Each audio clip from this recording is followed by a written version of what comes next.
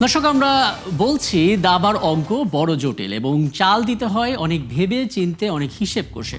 আর তার চেয়েও বড় জটিল ভোটের অঙ্ক। সামনে থাকে অনেক প্রার্থী, অনেক দল, অনেক মত, গোত্র আর নানা আঞ্চলিক ফ্যাক্টর। এই সমস্ত বিষয়গুলো নির্ধারণ করে নির্বাচনের জয় পরাজয়ের জটিল সমীকরণ। আজ আমরা সেই সমীকরণ মেলাতে চাই এবং সেই ধারাবাহিকতায় আমরা যশোরের ৬টি আসনের ভোটের অঙ্ক মেলানোর চেষ্টা করব। আমন্ত্রণ জানাচ্ছি ভোটের অঙ্কে। আপনাদের সঙ্গে আছে আমি রাকিব হাসান। আমরা বলছিলাম যশোরে যে আসন, সেই আসন মোটামুটিভাবে ৬টি এবং এই ৬টি আসনের যে পরিসংখ্যান, সেই পরিসংখ্যানগুলোকে যদি আমরা আলাদা করি, আমরা দেখতে পাচ্ছি যশোর ২ এবং ৩ এই দুটি আসন বরাবরই আলোচিত। সংখ্যার তথ্য হলো যশোর ৪, যেটাকে আমরা বলছি বাঘারপাড়া এবং অভয়নগর, এবং যশোর ৫, যেটাকে আমরা বলছি মনিরামপুর, এই দুইটা জায়গায় কিন্তু ভোটার সংখ্যা কমেছে। কত সাল? ২০০৮ সালের তুলনায়। কিন্তু এখানে আবার তরুণ প্রার্থীদের সংখ্যাও বেড়েছে, নারী প্রার্থীদের সংখ্যাও বেড়েছে। একই সঙ্গে নারী ভোটার এবং তরুণ ভোটারের সংখ্যাও আছে। ৬টি আসনে বিএনপি প্রার্থীদের আবার ৪ জনই কিন্তু কোটিপতি। অন্তত নির্বাচন যে কমিশন, সেই কমিশনে জমা দেওয়া সম্পদের বিবরণী থেকে এই তথ্য মিলেছে। আমরা একটু বলে নিই যে এখানে বড় দলগুলোর প্রার্থীদের নিজেদের মধ্যে দলীয় শৃঙ্খলা ঠিক মতো রক্ষা করা খুবই জরুরি, নয়তো পাল্টে যেতে পারে নির্বাচনের সমীকরণ। দর্শক, আমরা আলাপে যাব এবং আমাদের সহকর্মী এবং নির্বাচন বিশ্লেষক যারা আছেন তাদের সঙ্গেও কথা বলবো। তবে তার আগে কয়েকটি ডেটা দেখব এবং সেখান থেকে কিছু ভোটের অঙ্ক করার চেষ্টা করব। আমরা শুরুটা করতে চাই যশোর ১ আসন। যশোর ১ আসন আমরা বলছিলাম এটা সারসা এলাকা নিয়ে, এবং এখানে আপনারা দেখতে পাচ্ছেন মোট ভোটার পুরুষ, নারী ভোটার, তৃতীয় লিঙ্গ, নতুন ভোটার সম্বন্ধে নানামুখী তথ্য। তবে এই ছবিটা দেখতে দেখতে কয়েকটা তথ্য জানিয়ে রাখি। ২০০৮ সালে আমরা দেখতে পাচ্ছি যে পরিমাণ ভোটার ছিল, এখন আমরা প্রায় দ্বিগুণের কাছাকাছি ভোটার এখানে দেখতে পাচ্ছি। ভোটার বৃদ্ধির যে সংখ্যা, সেটা ১,১৪,২১৮ জন। এবং চমকপ্রদ তথ্য হচ্ছে এখানে যে নতুন ভোটার যুক্ত হয়েছে তার প্রায় সবাই কিন্তু তরুণ ভোটার। তার মানে বোঝা যাচ্ছে ২০০৮ সালের পর এই যশোর ১ আসনে যোগ হওয়া ভোটারদের প্রায় সবাই তরুণ, এবং যদি শতাংশে হিসেব করি তাহলে সেটা ৩৬.৬৫%। অর্থাৎ প্রতি ৩ জনের মধ্যে একজন কিন্তু এখানে তরুণ ভোটার রয়েছেন। আমরা যশোর ২-এ যাই। যশোর ২টা হচ্ছে চৌগাছা এবং ঝিকরগাছা, এই দুটো জায়গা নিয়ে, এবং এখানেও কিন্তু আমরা দেখতে পাচ্ছি প্রচুর বেড়েছে তরুণ ভোটার, এবং শতাংশে হিসেব করলে সেটা ৩৫.৭৮%। এবং আমরা যে নতুন ভোটার বা তরুণ ভোটারের কথা বলছি, সেইটাকে যদি আমরা হিসেব করি, অর্থাৎ ৩৫.৭৮%কে যদি আমরা মাথায় রাখি এবং মোট ভোটারটা দেখি, তাহলে অঙ্ক বলছে প্রতি ৩ জনে একজনেরও বেশি কিন্তু নতুন ভোটার রয়েছে। কাজেই আমরা বলতে পারি যে এই যে যশোর ২ আসনটা, এটা কিন্তু আসলে মোটামুটিভাবে তরুণদের নেতৃত্বাধীন একটা জায়গা, এবং এখানে আবার নারী ভোটার পুরুষ ভোটারের যে পার্থক্য, সেটা খুবই কম, ১,৮৮৭ জন। অর্থাৎ এটা একটা ভারসাম্যপূর্ণ আসন। আমরা যশোর ৩-এ যাই। যশোর ৩টা হচ্ছে সদর, খুবই গুরুত্বপূর্ণ একটা আসন, এবং বলে রাখি এখানে সবচাইতে লক্ষণীয় বিষয় হচ্ছে যে এখানে যে তরুণ ভোটারের সংখ্যা, সেটা ৪৯%। অর্থাৎ মোট ভোটারের প্রায় অর্ধেকই হচ্ছে এখানে তরুণ ভোটার। সুতরাং অঙ্ক বলছে এখানে 10% নতুন ভোটার একটা সুইং ইলেকটোরেট ফ্যাক্টর হিসেবে কাজ করবে। অর্থাৎ জয় পরাজয় প্রার্থীদের চূড়ান্ত বিজয় নিশ্চিত করার ক্ষেত্রে সবচেয়ে বড় কিং মেকারের রোলটা প্লে করতে পারে এখানে তরুণ ভোটার। কাজেই এখানে অবশ্যই পুরনো রাজনীতি আর স্বয়ংক্রিয়ভাবে কাজ করবে না, নতুনভাবে আসলে তরুণদেরকে আকৃষ্ট করতে হবে। আমরা যশোর ৪ আসনটা একটু দেখি। ৪ আসনটা সম্বন্ধে আমরা জানি এটাও খুব গুরুত্বপূর্ণ একটা আসন, কিন্তু এখানে একটা লক্ষণীয় ব্যাপার হচ্ছে এখানে নারী লিডিং একটা আসন। অর্থাৎ এখানে পুরুষদের চাইতে নারী ভোটারের সংখ্যাটা অনেক বেশি, এবং এখানে আবার আশঙ্কাজনক তথ্য হচ্ছে ভোটার সংখ্যাটা কমে গেছে। এবং আমরা দেখতে পাচ্ছিলাম যে ভোটার সংখ্যা কমে যাওয়ার কতগুলো কারণও আছে। প্রথম কারণ হচ্ছে এখানে নতুন করে যেই ভোটার তালিকা হালনাগাদ করা হয়েছে, সেখানে অনেক ভুল তথ্যগুলোকে বাদ দেওয়া হয়েছে। একই সঙ্গে এখানে কিছু মাইগ্রেশনের ঘটনা ঘটেছে, শিল্পাঞ্চল থেকে মানুষ সরে গিয়েছে, যে কারণে আসলে ভোটার সংখ্যাটাও কমে গেছে। তবে লক্ষণীয় বিষয় হচ্ছে এখানে তরুণ ভোটারের সংখ্যা কিন্তু অস্বাভাবিকভাবে বেড়েছে, এটা 47%। যশোর ৫ আমরা দেখতে পাচ্ছি মনিরামপুর আসন, এখানেও আমরা যদি মোট ভোটার দেখি ৩,৭৪,২৫২-র বিপরীতে তরুণ ভোটার যদি ৩৪.৭৩% থাকে, তাহলে ভোটের অঙ্ক বলছে যে এখানে প্রতি 3 জনে অন্তত একজন করে আমরা তরুণ ভোটার পাচ্ছি। আমরা সবশেষ আসন যশোর 6টাকে যদি একটু খেয়াল করি, আমরা এখানে দেখব যে মোট ভোটার 2,29,163, এবং এখানেও আমরা দেখতে পাচ্ছি যে মোটামুটিভাবে ভোটার সংখ্যা কমে গেছে 89,145। সবচাইতে আসলে কম ভোটার আসলে এই জায়গাটাতে আমরা দেখতে পাচ্ছি। তারপরেও আমরা নানামুখী ছবিগুলো দেখার চেষ্টা করব। এবার দর্শক, আমরা একটু প্রার্থীদের সম্বন্ধে কয়েকটি তথ্য জানার চেষ্টা করি। যদি আমরা প্রার্থীগত দিক বিশ্লেষণ করার চেষ্টা করি, বোধ করি আমরা সেখানে জানতে পারবো। যাই হোক, আমরা প্রার্থী নিয়ে যে তথ্যগুলো আসলে জানার চেষ্টা করছি ধাপে ধাপে, সেগুলো নিয়ে একটু কথা বলে রাখি। যশোর 2 এবং 3 এই দুটো আসনকে আমরা সবচেয়ে গুরুত্বপূর্ণ বলছি। যশোর 2 আসনের ক্ষেত্রে আমরা বিএনপির পক্ষ থেকে প্রার্থী দেখতে পাচ্ছি সাবিরা সুলতানা, এবং একই সঙ্গে জামাত ইসলামীর পক্ষ থেকে যার মনোনয়নটা বাতিল হয়েছেন মোসলেউদ্দিন ফরিদ, এবং ইসলামী আন্দোলনের প্রার্থী আছে, বাসদের প্রার্থী আছে, বিএনএফের আছে, এবং একই সঙ্গে এবি পার্টির প্রার্থী আছে। আর যশোর 3-এ হেভিওয়েট প্রার্থী তালিকা বললে অনিন্দিত ইসলাম অমিত, তিনি আসলে প্রয়াত তরিকুল ইসলামের সন্তান, তার সম্বন্ধেও আমরা তথ্য জানার চেষ্টা করব। মোহাম্মদ আব্দুল কাদের জামাত ইসলামের পক্ষ থেকে, জাতীয় পার্টি, জাকপা এবং বাংলাদেশ কমিউনিস্ট পার্টিরও প্রার্থী এখানে আছেন। আমরা একটু প্রার্থীদের সম্বন্ধে জানলাম, ভোটার সম্বন্ধে জানলাম। এবার আসলে বাস্তবতার খবরটা নিতে চাই। সহকবি এস এম ফরহাদ যশোর থেকে যুক্ত হচ্ছেন আমাদের সঙ্গে। এস এম ফরহাদ, আমন্ত্রণ জানাচ্ছি আপনাকে ভোটের অঙ্কে। এবং আপনি আসলে একটা দীর্ঘ সময় ধরে যশোরের বিভিন্ন অলিগলিতে ঘুরেছেন, নির্বাচনী এলাকাগুলো পর্যবেক্ষণ করেছেন। 6টি আসন নিয়ে আপনার প্রতিবেদন দেখেছি, নানামুখী তথ্য সেখান থেকে পেয়েছি। এবার আপনার অভিজ্ঞতাটা একটু জানতে চাই, মানে আপনার কাছে কি মনে হচ্ছে তরুণ ভোটারদের যে এই শতাংশের উপস্থিতি, যশোর 2 আসন আমরা দেখতে পেলাম 49% তরুণ ভোটার, অর্থাৎ মোট ভোটারের অর্ধেকই সেখানে তরুণ। বাস্তবতা কি বলছে? পুরনো রাজনীতি তো টিকবে না এখানে। প্রার্থীরা আসলে কিভাবে তরুণদেরকে আকৃষ্ট করছেন? আপনি জানেন যে যশোরের যে 6টি সংসদীয় আসন, প্রায় প্রতিটা আসনে কিন্তু আপনার তরুণ ভোটার প্রচুর পরিমাণে বৃদ্ধি পেয়েছে। অর্থাৎ আপনি জানেন যে গত 15 বছর যারা ভোটার হয়েছিল, তো তারা কিন্তু ভোট দিতে পারে না। এর পাশাপাশি কিছু নতুন ভোটার, যারা তরুণ, একদম তরুণ ভোটার, তারাও কিন্তু এবার ভোট দিবে এবং ওদের আগ্রহে কিন্তু তারা অপেক্ষা করতেছেন। এবং এই যে তরুণ ভোটারদের, এই তরুণ ভোটারদের কিন্তু ভোট নেওয়ার জন্য, আকৃষ্ট করার জন্য কিন্তু এখানে প্রার্থীরা, বিশেষ করে আমি দেখেছি যে বিএনপি যারা প্রার্থী আছেন, তারা কিন্তু নানাভাবে তাদের প্রচারণা চালাচ্ছে। বিশেষ করে আমরা দেখেছি যে সামাজিক যোগাযোগ মাধ্যমে কিন্তু প্রচারণা চালাচ্ছে। এবং আপনি জানেন যে বিএনপির যে 31 দফা আছে, বিশেষ করে 31 দফাটা কিন্তু বেশি প্রচারণা করছেন, কারণ আপনি জানেন প্রচারণা চালাচ্ছেন, কারণ 31 দফার ভিতরে কিন্তু আপনার তরুণদের কিভাবে এগিয়ে নিয়ে যাবে সেটা কিন্তু এই 31 দফার ভিতরে আসে।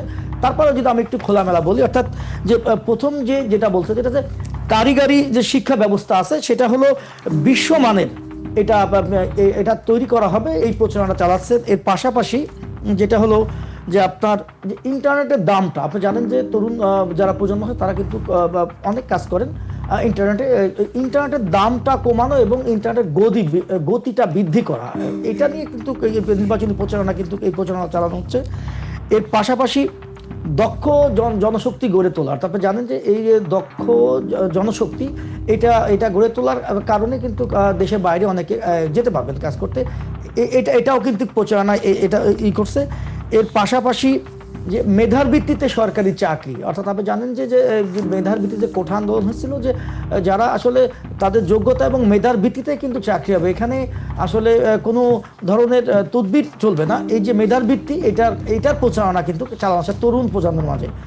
এর পাশাপাশি যে বিএনপি যে 31 দফায় কিন্তু প্রচারণা চালাচ্ছেন, এবং তরুণ প্রজন্ম কিন্তু এই যে প্রচারণা চালাচ্ছে, এটা কিন্তু তরুণ প্রজন্ম গ্রহণ করতেছে। রাকিব, চমৎকার। এখন দুটো তথ্য আমাকে দেবেন। আমরা জানতে পাচ্ছিলাম প্রয়াত তরিকুল ইসলাম জনপ্রিয় বিএনপির একজন নেতা, এবং তার নির্বাচনী এলাকা, যদি ভুল না করে থাকি, যশোর 3 সদর যে আসনটা, সেখান থেকে তার ছেলে অনিন্দিত ইসলাম অমিত, তিনি আসলে বিএনপি নমিনেশন পেয়েছেন। অমিত সম্বন্ধে একটু তথ্য জানতে চাই, কারণ দীর্ঘদিন ধরে তিনি আসলে তার বাবার যে লিগাসি, সেটা ধরে রাখার চেষ্টা করছেন। আবার আমরা খবর পাচ্ছি গুম হয়ে যাওয়া একজন নেতা, তার পরিবারের পক্ষ থেকেও একজন আছেন। একটু বলবেন আসলে 2 এবং 3 এই দুটো আসন নিয়ে। আচ্ছা, প্রথমে যদি আমি যশোর সদর 3-এর কথা বলি, আপনি জানেন যে প্রয়াত তরিকুল ইসলাম, যাকে বলা হয় যশোর উন্নয়নের কারিগর, এটা যশোর জেলায় অলিগলি এবং সুতানা, যশোরের আশপাশে যে জেলাগুলো আছে, ঝিনেদা, মাগুরা, প্রতিটা জায়গায় আসলে তাকে যশোরের উন্নয়নের কারিগর বলা হয়। এবং যশোরে যে সমস্ত বড় বড় উন্নয়নগুলো কাজ হয়েছে, বিশেষ করে যশোর বিজ্ঞান ও প্রযুক্তি বিশ্ববিদ্যালয়, যশোর মেডিকেল কলেজ, যশোর জসকোট সহ যশোর স্কুল কলেজগুলো, যে উন্নয়নগুলো যশোরে হয়েছে, এটা আসলে তরিক ইসলামের হাত দিয়েই কিন্তু যশোরের উন্নয়নগুলো হয়েছে। তো এই কারণে আসলে অনিন্দ্য ইসলাম অমিত, এই যে তার বাবার যে নামটা, যে ব্র্যান্ড, এটা কিন্তু এই নির্বাচনে কিন্তু একটা দারুণ প্রতিফলন ঘটবে এবং এটার কারণে কিন্তু তিনি অনেক এগিয়ে আছেন নির্বাচনের ক্ষেত্রে। এর পাশাপাশি আসলে অনিন্দ্য ইসলাম অমিত তিনি কিন্তু আসলে একদম 2003 সাল থেকে তিনি কিন্তু আস্তে আস্তে রাজনীতিতে আসেন।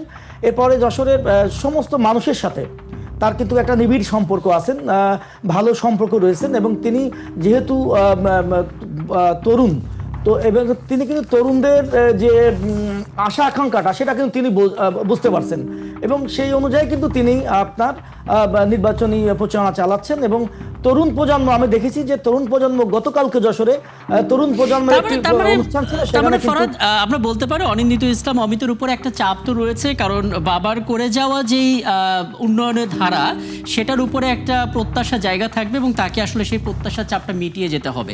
ছোট করে একেবারে 1 মিনিটের মধ্যে যদি যশোর 2 আসনটা সম্বন্ধে বিশেষ কোনো তথ্য জানাতে পারেন।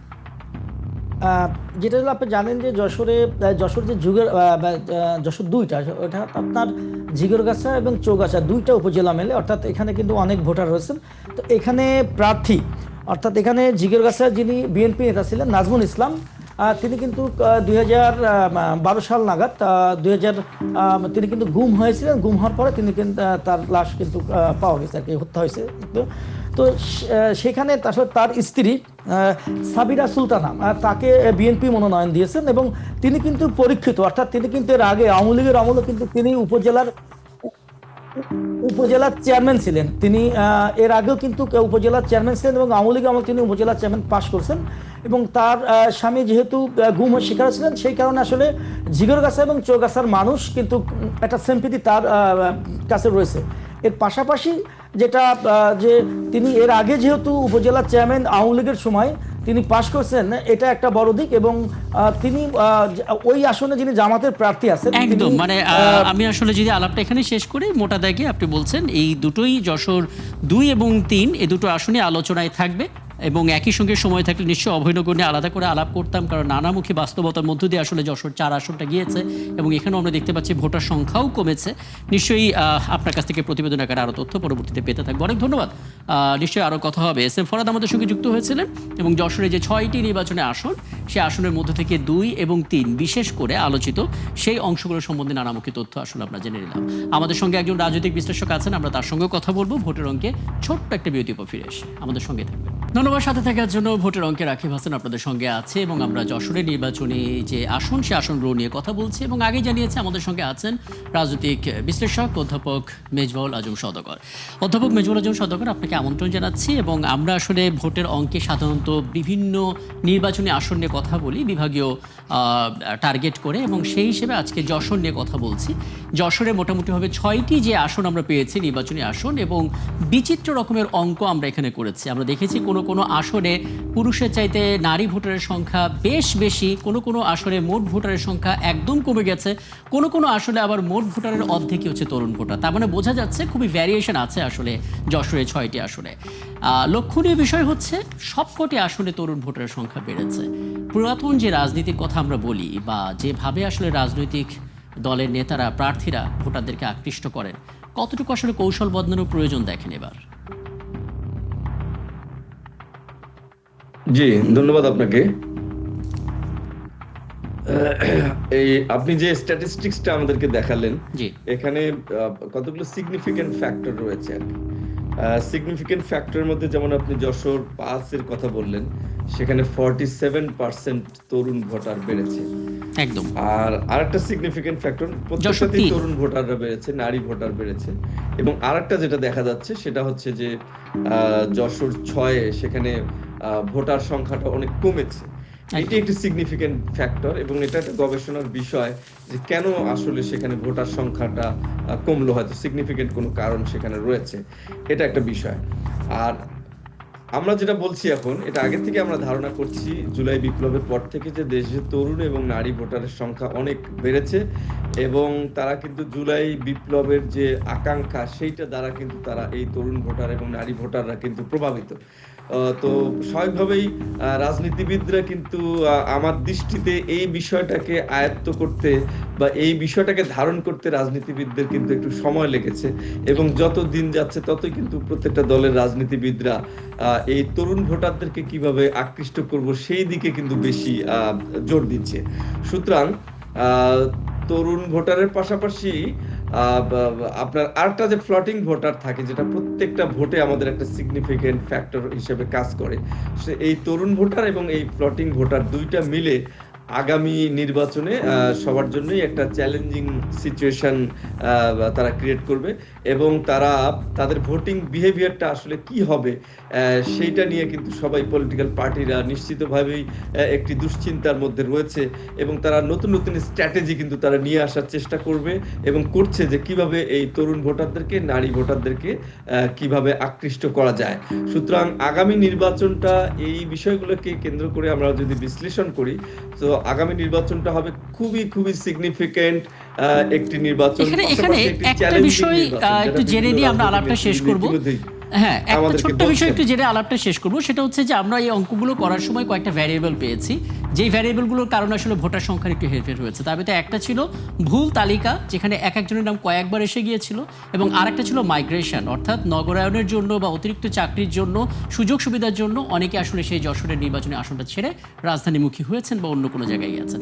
এবার সেগুলো কতটা ফ্যাক্টর হিসেবে কাজ করতে পারে? সেটা তো ডেফিনেটলি একটা ফ্যাক্টর, কিন্তু এখানে দেখতে হবে দেশের কোন জায়গায় তাহলে তারা আসলে মাইগ্রেট করলো আর কি, এবং কত পার্সেন্ট মাইগ্রেট করলো, এবং যারা মাইগ্রেট করলো তারা তরুণ ভোটার বা নারী ভোটারের সংখ্যা মাইগ্রেশনের দিক থেকে সেই সংখ্যাটা কত, এই পুরো স্ট্যাটিস্টিকটা যদি আমরা পাই তাহলে আমরা কিন্তু এখানে পরিষ্কারভাবে একটা ফিউচার, একটা ভবিষ্যৎবাণী আমরা করতে পারবো যে এই ভোটাররা কোথায় গেল এবং তাদের ভোটিং বিহেভিয়ারটা কোন জায়গায় কিভাবে প্রভাব ফেলবে সেটি। তবে জেনারেলি এটি নিশ্চিতভাবে বলা যায় যে এই যে মাইগ্রেশনের ফলে ভোটিং বিহেভিয়ার যে একটা পরিবর্তন আসবে, এটা নিশ্চিতভাবে বলা যায়, কারণ এখানে সিগনিফিকেন্টলি ভোটার সংখ্যাটা কমেছে এবং সেটি যদি একটা জায়গায় চলে যায়, একটা শহরে চলে যায়, তাহলে সেই যে পোরশনটা এখানে মাইগ্রেটেড হয়েছে ওই পোরশনটার ভোটিং বিহেভিয়ারটা একদম আসলে আপনি এত চমৎকার করে বিশ্লেষণ করছিলেন। আমরা নিশ্চয়ই সামনে কোনো আয়োজনে আবার আপনাকে পাবো নতুন কোনো নির্বাচনী আসন, এবং সেখানে আরো বিস্তারিত তথ্য হয়তো আমরা জানার চেষ্টা করবো। অনেক ধন্যবাদ ভোটের অঙ্কে সময় দেওয়ার জন্য। দর্শক, আমাদের সঙ্গে ছিলেন এতক্ষণ রাজনীতি বিশ্লেষক অধ্যাপক মেজবুল আজম সওদাগর। এবং দর্শক, এই আয়োজনের একটা পর্যায়ে আমাদের হাতে একটি খবর এসেছে, যেটা জানিয়ে রাখি। আমরা বিএনপির ভারপ্রাপ্ত চেয়ারম্যান তারেক রহমান বলছিলাম, কিন্তু এখন থেকে তিনি ভারপ্রাপ্ত নন, তিনি বিএনপির চেয়ারম্যান। এবং নিশ্চয়ই এ বিষয়ে আরো বিস্তারিত তথ্য আমাদের পরবর্তী সংবাদ সংযোগগুলোতে আপনাদেরকে আমরা জানাতে পারবো। দর্শক, এই ছিল আজকের আমাদের ভোটের অঙ্ক, এবং আমরা আমাদের মতো করে অঙ্ক মেলানোর চেষ্টা করলাম, এবং আপনার যে ভোটের অঙ্ক সেটা কিন্তু আপনাকেই মেলাতে হবে, এবং কোন হিসেবে আপনি মেলাবেন সেটা আপনিই ভালো জানেন। আগামীকাল দেখা হবে ঠিক রাত 10টায়, এবং আমরা চেষ্টা করব খুলনা জেলার যে আসন, সে আসনগুলো নিয়ে সরাসরি আলাপ করতে, এবং আমাদের সঙ্গে আমাদের অতিথিরাও থাকবেন। সরাসরি সংবাদ অনুষ্ঠান দেখতে চোখ রাখুন ৭১ ফেসবুক পেজে এবং সাবস্ক্রাইব করুন ৭১ ইউটিউব চ্যানেল। থাকুন ৭১-এর সাথে।